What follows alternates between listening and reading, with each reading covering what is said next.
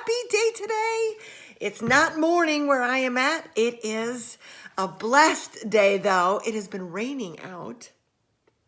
And it's raining, it's dark, it's a little dreary, it's cold. And I want to talk to you about gratitude. I made some coffee. I made some cold brew. And I poured it into this. I am all about recycling. Let me tell you. How you doing today? I hope that you have a blessed day. I hope that you are listening to the videos, that you're enjoying them. And we want to talk about gratitude. Gratitude is a key ingredient to being successful in any of your goals, whether it's love in your life. We'll talk about that more extensively. Whether it's finances in your life, I'm still a work in progress with that one. Whether it's, of course, your health and your wellness and your fitness, I've been doing that one for years and years, and most of you know me that way. And so I want to talk to you about gratitude. What does it mean to be grateful? What does it do for you? Why is it so important anyway? Well, one of the things that we have going on is that we have been programmed from birth. When my second child was born, my very first daughter, who's now 27, by the way, or hold on, almost. Anyway, when she was born, when she talked at a very young age, and you probably won't even believe me when I say this, but she started talking at age 3 months. Yes. That girl could talk. She started saying mama. She started saying milk. Anything with an M, she could really pronounce very well. She talked at a young age. My parents didn't believe me. And so, I was a young mom. I was 23 at the time. And I'm telling you that she could talk. And then, oh, you're just imagining it. You're just making it up in your head. Okay. We were in the car one night, and she was in the car seat, and she started asking for mommy, and she was hungry. She wanted to be fed. And so I breastfed all my kids, and so she wanted mum-mums. Mum-mums is what she called it. She's going to die when she sees this video. Anyway, she wanted mum-mums, and my parents didn't believe me. And I said, did you hear that? I want you to hear it again. Savannah, what do you want? What do you want, honey? And she started saying it. And she remembers being born, or she did, for a long time. She remembered being inside of my womb. She remembered growing. She remembered coming out and how cold and bright it was. And she remembers things before birth. So why do I tell you that whole story? Why do I embarrass my daughter like that? Oh, she really is going to kill me. Anyway, I tell you because you have been programmed from before birth. The chemistry and the attitudes and the thought processes of your mother, all those chemicals and all of those hormones went through your body as well. It actually shaped you and developed your cells, developed your brain, developed your body, and it started your way of thinking right then and there. My older son read at an extremely, well, all of my children read at a young age. More so my first and second born, they read at a very, very young age. And it's because I used to sit on a couple of times a day and read books to my own belly. It was much easier after my firstborn was around because he was sitting next to me and I would read it to him. But really, we were reading to his baby sister. So it was amazing back then for me that when they started reading and when Savannah would talk about being born and talk about how bright it was and how cold it was and how the doctors, she didn't like them. She didn't like the doctors. And the nurses were sweet. And she liked having a warm bath. That was nice. It reminded her of being back inside. She used to say those things. There's a lot of scientific proof around this, but that is my own experience, right? My kids read at a young age. Why? Because I was programming them to know how to sound words out and to hear those words. And so when they started to read, it made it much, much easier for them to pick up on reading. So we are programmed from before birth and all through our lives. Our circumstances, our experiences, our parents' way of thinking about love. Did your parents argue a lot? Do you argue a lot in your marriage? I wonder if there's a connection there. Ding, ding, ding. Did they live paycheck to paycheck? Are you living paycheck to paycheck? Ding, ding, ding. Is there a connection? Me think so. I'm just letting you know. I know from my own personal experience that a lot of the ways that I think about love, finances, success, how successful I can be, I've been very successful in my life, and I have lost it all a couple of times. And you wonder why. I wonder why. I wonder that a lot. Why is that happening? Well, there's some programming in me about how my parents used to think about money and how now I think about money. There was also some programming, and I was the only one that my dad did this with. Apparently, he read a lot of self-help books. He read a lot of self-help books. He went to seminars way back before seminars were popular. My dad used to go to the Carnegie seminars, and he used to read all the Carnegie books, and he had what was it called? The records. If you know what a record is, he had records, and he used to play those things on a Friday or a Saturday evening and sit and listen to him. And I was his little baby girl. I was the only daughter, and I'd sit next to my dad with his arm around me. He was so warm and toasty. I loved that. And I'd sit there with him, and we'd listen to these things together. That was a programming in me. When he would read these books, I started reading those books around age 16 or 17. He would finish one, he'd read it, and then we would talk about, he would read it, then I would read it, then we would sit down and we would talk about it while he drank coffee. And my mother would say, "What are you guys talking about?" And we'd laugh because we were talking about the way people thought, how to sell to people, how to be able to win friends and influence people, which is Dale Carnegie book, by the way, How to Win Friends and Influence People.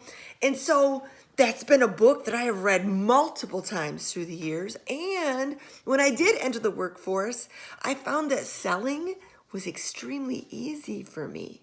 I didn't really have to think about it.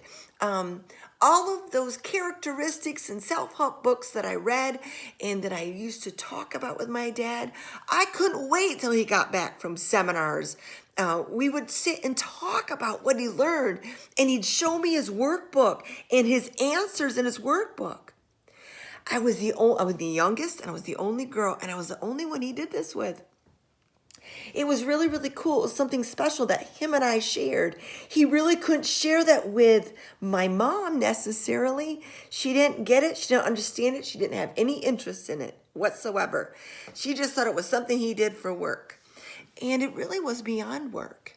It was something that he had a deep, deep-seated interest in, and he shared it with me. And I got programmed that way. So gratitude, I want to talk about why it's necessary, because we get programmed when we're young with a lot of negativity. It's our natural bent to see criticism, to hear criticism, and to be molded and shaped by criticism. The word no, I don't even know what the numbers are. I wish I did know. Maybe one of you guys can type below and tell me what the numbers are, all you researchers out there and analytical people. Tell me how many times a child hears the word no in one single day or in a year or in his lifetime. It's an astounding number. And by the time I learned that, my two older kids were pretty much grown. And so it was important to me, for my younger two children, there's a 6-year gap between number 2 and number 3. And so by the time they were starting to come up, it was important for me to not say the word no and to implement every single day, at least 3 per person. I had to say out loud, and I would write notes, and I would stick them on their doors, and I'd write in a journal that I would then give to them, and they'd give it back to me, and we'd go back and forth. I would make points of interest to be able to talk about why I was grateful for them as individuals, how I was proud of them, what was fantastic, what did I adore, something positive about them. It's important to talk about gratitude. It's important to say it, even if we're faking it. Listen to this. It is known that in the book Upward Spiral from Dr. Alex Korb, and this is a quote, seeking items to be grateful for has as much, if not more, benefit than the actual items you are grateful for. Let me say that again. This is from Upward Spiral from Dr. Alex Korb. Seeking items to be grateful for has as much, if not more, benefit than what we're actually grateful for. You see, sometimes the things that we're grateful for, we take those things for granted. Our kids, our husbands, our spouses, our jobs, our careers, our house, the roof over the head, the water from the sink, the toilet's gonna flush. We take these things for granted. The electricity when the switch goes on, we take all these things so much for granted. And it's important that we learn that there's a lot of reasons for us to be grateful. Hold on, I'm gonna move this a little bit. I feel like we need a little more light, a little more natural light. Let me see if I can do this. Ta-da! Can you see me a little bit better? All right, so listen, we have got to learn how to be grateful in our lives. Why? Because it changes the chemistry within our brains and it gets us in the mindset of seeking out the good in our lives. Listen to what God says about this. You guys, if you followed me at all, you know I love this verse. One of these days I'm going to get it tattooed on me. Where should I get it tattooed? I'm just saying I need a tattoo about this. Put a verse on me here. Hold on. I did write it down. It's in bright pink. Do you think I could see it? This is my journal, by the way, the one I keep describing. Philippians 4, verse 8. Whatever is true, whatever is noble, whatever is right, whatever is pure, whatever is lovely, whatever is admirable, if anything is excellent or worthy of praise, think on these things. That doesn't say try, although I will say try. My dad used to say fake it till you make it. Dress the part, and pretty soon you'll become the part. It's important to get in the mindset of seeking out the good, the noble, the praiseworthy, that whatever is excellent, whatever is true, whatever is pure. When we start putting our minds on those things, all that criticism that we have, all that I don't feel worthy, all that self-sabotage will start to get replaced with I can, I choose to, I get to. It's an amazing mindset when you start changing it over from criticism and I don't love me to changing it over to I'm worthy, I'm capable, and I'm a masterpiece. I want you to say that to yourself right now because it's true. I am a masterpiece created by the ultimate artist. Look anywhere around you. Do you have rain? I'm going to tell you right now, I have a lot of rain today. Rain is washing the earth. It's feeding all those animals out there that desperately need water. It is replenishing our rivers and our lakes. It is feeding all of the future green trees and grasses. It is an awesome, awesome thing. We need water. We are 70+% water. We desperately need it. If we don't have that rain to do that, it's a time to rest. It's a time to wind down. It's a time to pull in and reflect. It's an awesome, awesome opportunity to enjoy the rain that God is blessing us with. You see, it's a mindset. That's all it is. Oh, it's raining today. Ugh, I hate the rain. No, it's a blessing. It's a blessing. It reminds me at times where, you've had a tough day or a tough workout, or a long day. You just dirty. Maybe you've been dirt biking. Maybe, I know I'm talking to a lot of women, but you've been out there. Maybe you were the kids all day and they've been pulling your hair and throwing up on you and dumping things and spilling coffee all over you and your shirt's all stained up. And you get the privilege to being able to just step into the shower by yourself or take a bath by yourself without any interruptions. How awesome is that? Ladies, am I right? How awesome is that? And it washes all that grime away on the outside. And for some reason, it allows you just to take some deep breaths and find a little peace in the moment, right? God blessing us with the rain allows us to have that. It's a gift. So what is it that you're thankful for? I want you to fake it till you make it. And I want you to, when you do this exercise, I want you to write down below, type in the comments for me what it is that you're thankful for. I want 5 things that you're thankful for. Check this out. I love this shirt. I don't know what it is about the shirt, but I refuse to throw it away. I am totally thankful for this shirt. I love it. And so what are you thankful for? I'm thankful for the rain today. I'm thankful for my torn up shirt today. I am thankful that I get to take care of my dogs. Look, Bobby is still, can you see him? He's still got the cone of shame on. He has 7 more days he has to wear that thing. What are you thankful for? What are you thankful for? When you start putting thankfulness within your relationships, you watch those relationships grow. You watch them bloom. You watch them to become all that you deeply, deeply desire. Many of you have problems within your marriage or within your significant relationship with your spouse, your husband, your wife. You have some troubles. And if you listen to yourself, you have a lot of criticism going on. You focusing on all the things that you don't like. I'm going to challenge you today to start focusing on all that you're grateful for. Past, present, future. I want you to be grateful as if it's happening right this second. And when you do this, when you practice this on a daily basis, I want you today to text your spouse and give them a couple of things throughout this day. 2, 3, 5 things today. Not all at the same time. What are you grateful for your spouse? And you watch your relationship change. It will change right before your eyes. It will change them. It will change you.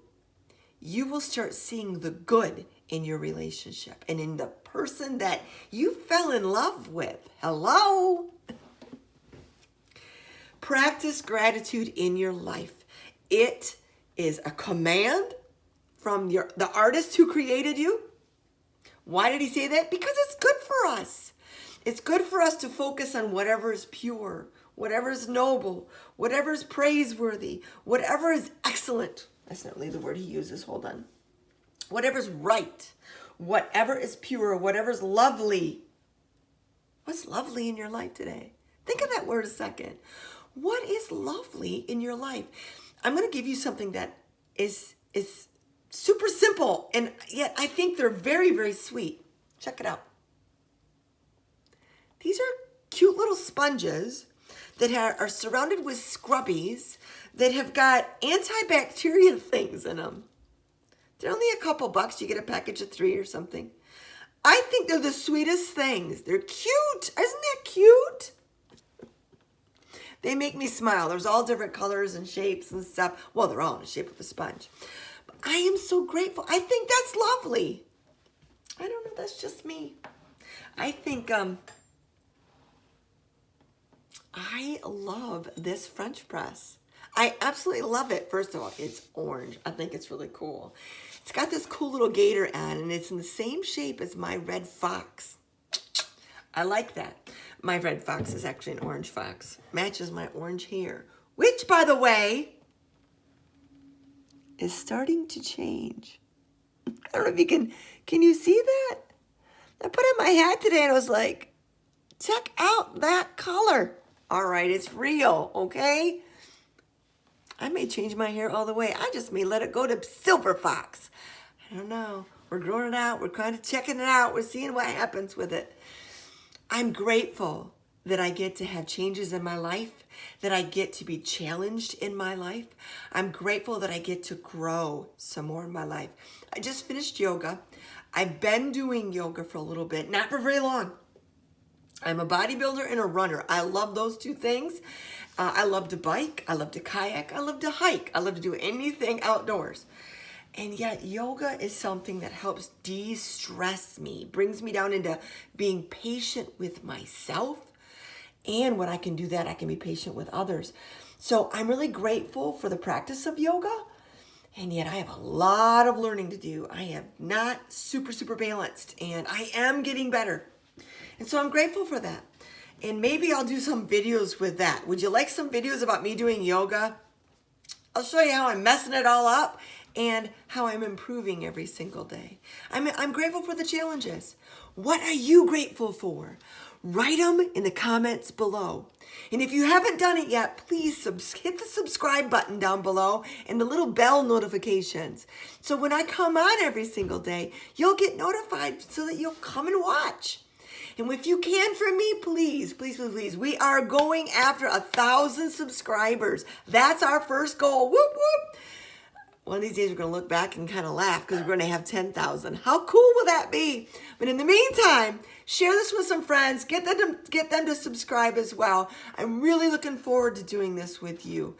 Comment below. Tell me some things that you want to hear. What do you want me to talk about? Steps to success, how to handle love, how to do more weight loss in your life and get healthy and fit. Whatever it is you want me to talk about, I will talk about. I've been blessed through my many years already of being successful in a lot of areas of my life, and I have been all about self-help and learning. God has really blessed me with downloading a lot of great information and letting me have some fantastic mentors. So I'm more than willing to talk about any of those things. Let me know. Comment below. Make sure that you comment the 5 things that you're grateful for. Start here. Act right now. That was a video a couple days ago. Act now. The time is now. Type in 5 things that you're grateful for. All right. Have a blessed day. Pamela Smith, Red Fox, taking off.